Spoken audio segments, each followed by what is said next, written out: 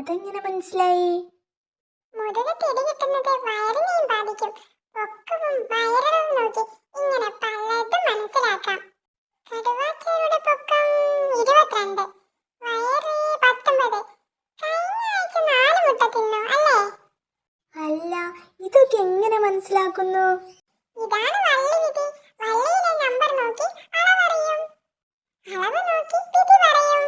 എങ്കിലേ നമുക്കിതൊരു ബിസിനസ് ആക്കാം. വള്ളി വിധി അളക്കൂ, വിധി അറിയൂ. പൊക്കം 13, വയറ് 12. ഏയ്, എനിക്കൊരു വയറേ ഉള്ളൂ. മീൻ തിന്നിട്ടുണ്ട് അല്ലേ? അത് നിർത്തണം. അത് വെള്ളം കുടിച്ചപ്പോ അകത്ത് കയറിയതാ. പൊക്കം 28, വയറ് 20. തനിക്ക് കല്ലേറ് കൊണ്ടിട്ടുണ്ടല്ലേ? ആരെങ്കിലും എറിഞ്ഞു കാണും, പക്ഷെ ഞാൻ അറിഞ്ഞിട്ടില്ല.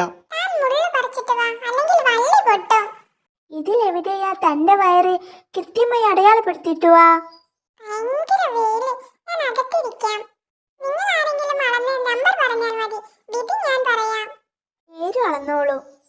പൊക്കം 18, വയറ് 15. മുട്ട തിന്നുമ്പോ പുഴുങ്ങി തിന്നാൻ പറ.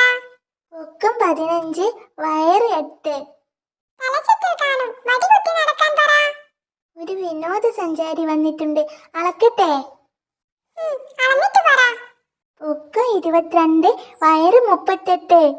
38ഓ? എങ്കിൽ ദഹനം ഭയങ്കര പ്രശ്നമാണല്ലോ. കഴിക്കുന്നത് ദഹിക്കുന്നില്ലേന്ന് ചോദിക്കേ. ദഹിക്കുന്നുണ്ട് എന്ന് പറഞ്ഞു. വയറുവേദന ഉണ്ടോ? ഇല്ല. അങ്ങനെ വരാൻ വഴിയില്ലല്ലോ. ഇത്രയും വയറളവുണ്ടെങ്കിൽ ഏതോ ജീവിയെ തിന്നിട്ട് അതേപടി ദഹിക്കാതെ വയറ്റിൽ കിടപ്പാ. അത് ദഹിപ്പിക്കണം.